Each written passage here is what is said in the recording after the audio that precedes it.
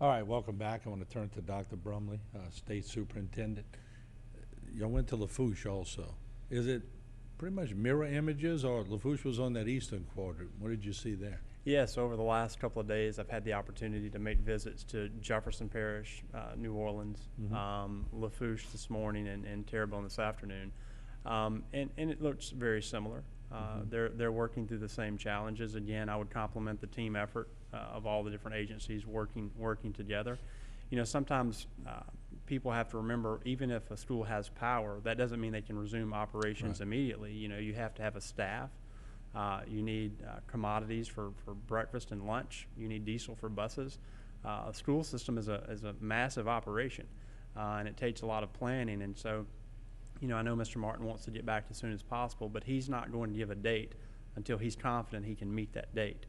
But one of the other things that we're seeing, which I think just speaks to the type of state that we are, we have school systems in Central and North Louisiana who have adopted systems in Southeast Louisiana. And so we've had a number of water deliveries, 18-wheelers, just of things as simple as bottled water, where system leaders and educators and families in Central and North Louisiana are saying, hey, what can I do? And we're saying they need water.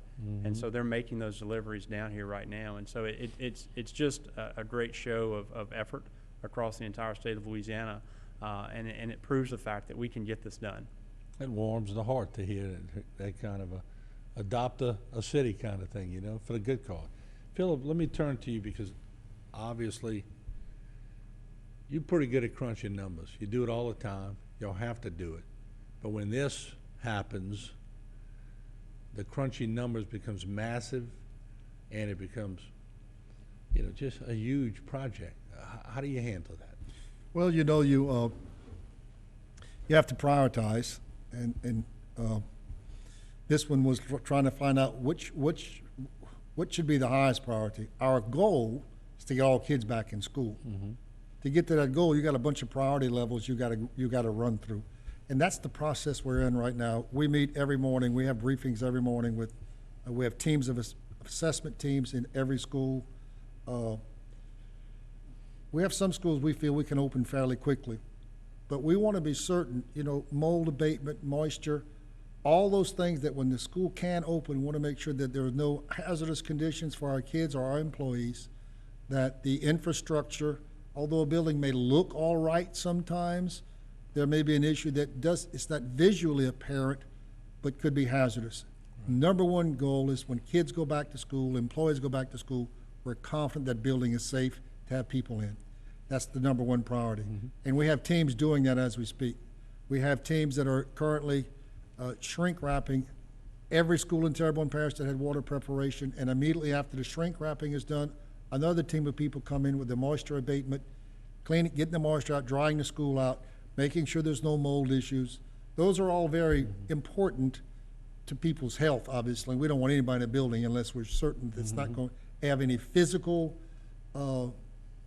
potentially dangerous or airborne mold, moisture. So that's the process that we're in right now, and we've made tremendous progress that in a very short period of time. And our maintenance department and our maintenance supervisor has worked 24 hours a day, 7 days a week, starting the day of the storm, beginning with those types of issues. As I said earlier, some schools I think will be able to get up and running real quick. Not every school, but even those we can get running real quick, we want to make sure that we didn't prematurely open it before we were confident it's good for people to be in. Those high insurance premiums you've been paying for all these years, Yeah, they're going to come in handy now, you right? know, and we do have insurance. It's a. I want the public to know that, yeah. Yeah, no doubt. Greg, what's the sentiment of the board? You're talking to the board, and there's consensus on the board.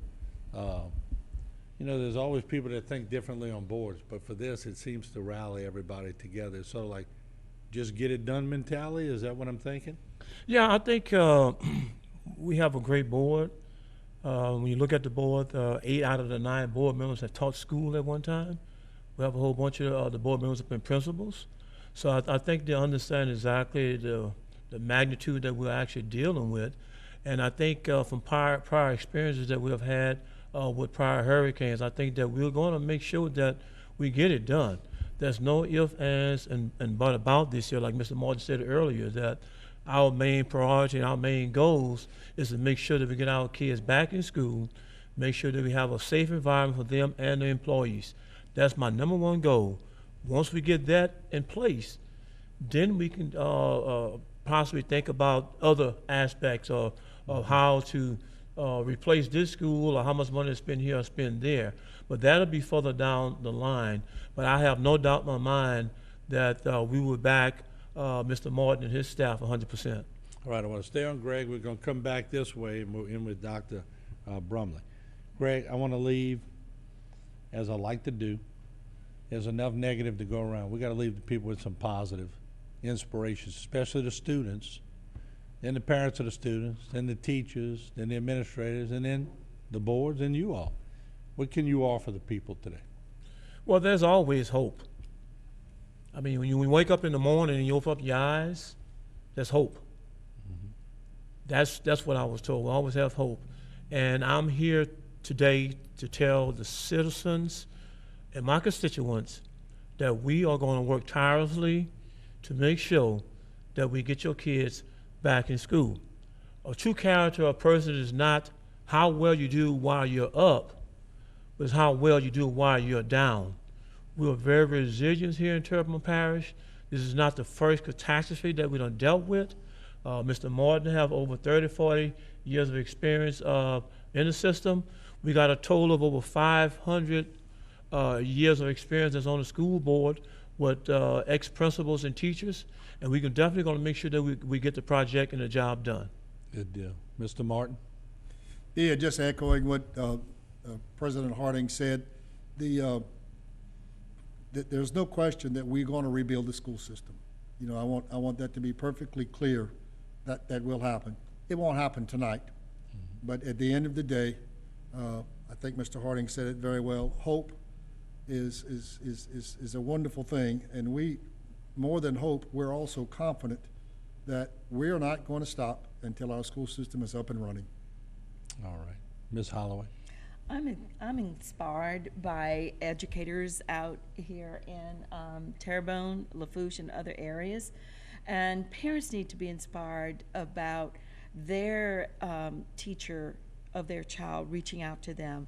And it's such a great feeling to know that parents are indicating, my child's teacher has reached out to me, and I'm just really anxious about returning back to school, and that my teacher cares, my principal cares, and that says a lot about Louisiana and how children will be prepared to return, as you've heard with buildings, but yet our educators are in that mode and anxious to get back to their children. So that is just such a sweet moment to hear from our parents and educators out there. All right. Thank you, Ms. Holloway. And I'm going to go to Dr. Brumley.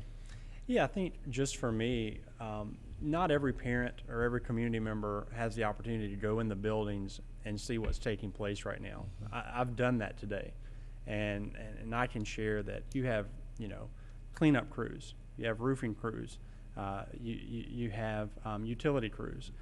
Those buildings are swarmed with people who are trying to restore those buildings as quickly as they possibly can. And so, there's the saying, we got knocked down, but we didn't get knocked out. That's true here, but I don't think we're knocked out for long because of what I've seen. Now, I would also encourage parents and community members to be patient and to be flexible. Whenever you go back to school, that may look a little different. You may not be in the same location, but just understand the importance, absolute importance, of having your child in daily face-to-face instruction, and you'd rather them come back and be able to do that in a quality way, as opposed to some rush way that's not safe, and the teachers aren't prepared to deliver the instruction that the children need. But on a positive note too, Philip, when they do get to go back to some of the schools that have been heavily damaged, they might have a new look, That's true. a more modern Yeah, look. that is certainly an optimistic look at it, correct. Yeah, no doubt. And are you going to be getting messages to the parents? And so I know y'all have this networking going on. How are you going to deliver all these messages to the virtual? the virtual message. The, if we use the virtual platform, you mean? Yeah. Well, we Well, I'm haven't, talking about just to let them know what's happening. for information purposes. right. We've been somewhat handicapped with that for I the last few understand, days, and the right. internet was down, and our messaging system that we can text parents and do robocalls to parents was down. That's back up and running. Right. I just sent a message out today via Facebook, and that's not our typical medium that we Right. use, but that was the only one that was available. So we took advantage of that. But it's my understanding that our internet will be back up running today, so that will give us another avenue of communicating with our students and our employees. Well, now, did you promise the state superintendent and the Bessie board president that when they come back the next time, you'll get them some warm gumbo and things of that nature? That is a promise, yes, sir. That is a promise. All right, I want to thank you all for coming, and Greg, let's get it done again. Let's make it happen. So, and I know you will, right? Yeah, Martin, I also want to, before we conclude this interview, I want to thank you for giving us the opportunity to come here today to talk to the citizens of Terrebonne Parish, to let them know that we still working hard. You might not know everything we're doing, but we're working hard 24/7, that we can get their kids back in school as quickly and safely as we possibly can. Amen. And just for the record, when I used to send Greg deep down the sidelines, he didn't have all that gray beard. Of course, I didn't have the gray either. Wisdom, experience. You're Thank right. y'all very much for coming. We Thank you for appreciate it. having us, Martin. Martin. All right, we will take a break, and a lot more programming here on HTV, so stick around. We'll be back.